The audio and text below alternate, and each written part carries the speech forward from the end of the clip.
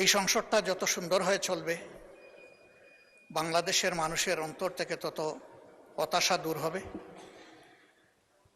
আস্থা বৃদ্ধি পাবে এবং দেশ গড়ার কাজে সকলে এগিয়ে আসার অনুপ্রেরণা পাবে।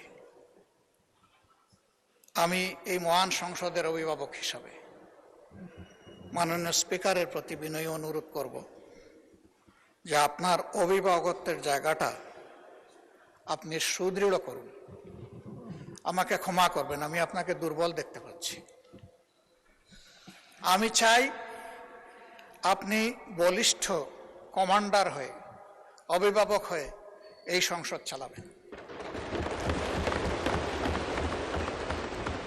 নীতিবিধির জায়গাগুলো যতদূর সম্ভব পরিপালনে আপনার চেষ্টাকে আপনি ম্যাক্সিমাইজ করবেন। এইমাত্র অতি গুরুত্বপূর্ণ একটি বিল পাশ হলো। এই বিলটা তো দেশের স্বার্থে, সকলের প্রয়োজন, দেশের উন্নয়নের জন্য প্রয়োজন, বেকারত্ব দূর করার জন্য প্রয়োজন, কর্মসংস্থান সৃষ্টির জন্য প্রয়োজন, অর্থনীতির চাকাকে সচল করার জন্য প্রয়োজন। সেই বিলটা মনের মতো করে আমরা অংশগ্রহণ করতে পারলাম না বলে আমাদের আক্ষেপ থেকে গেল। আমরা তো চাই যে এইগুলাতে আমরা মনের মতো করে অংশগ্রহণ করি। আমার অনুরোধ থাকবে, ভবিষ্যতে এই লেখুনাগুলা না রেখে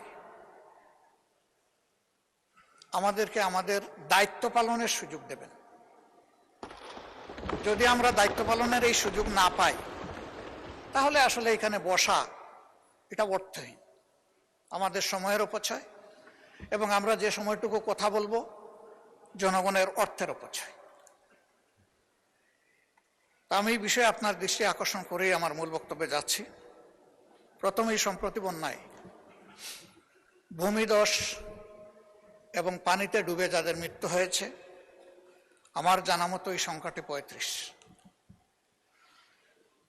আমি তাদের প্রতি, তাদের পরিবারের প্রতি শোক এবং সমবেদনা জ্ঞাপন করছি এবং মরহুমদের, মরহুমাদের আত্মার মাগফিরাত কামনা করছি।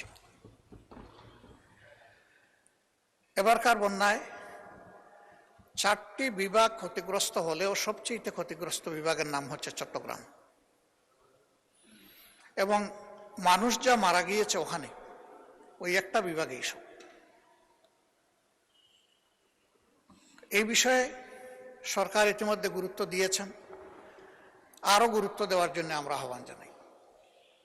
বিশেষ করে যারা নিহত তাদের পরিবারকে বিশেষ কোনো সহযোগিতা আর্থিকভাবে দেওয়া যায় কিনা এ বিষয়টা কনসিডারেশনের জন্য মাননীয় প্রধানমন্ত্রী এবং অর্থমন্ত্রীকে আমি অনুরোধ করব।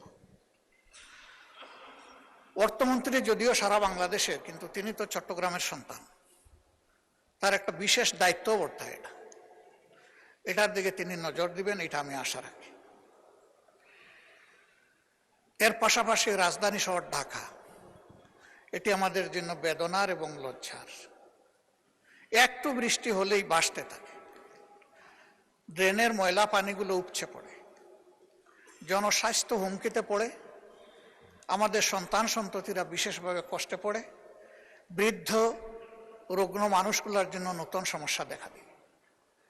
অনেক ক্ষেত্রে এই ময়লা পানি আবার আমাদের পানীয় পানির লাইনের সাথে কোনোভাবে কানেক্টেড হয়ে যায় এবং সেইটাও পলুটেড হয়।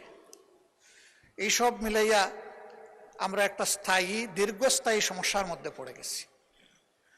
আমি আমাদের সরকারকে অনুরোধ করব যে এই বিষয়ে আমাদের একটা কোঅর্ডিনেটেড এবং ওয়েল থট একটা প্ল্যান আমাদের নেওয়া দরকার।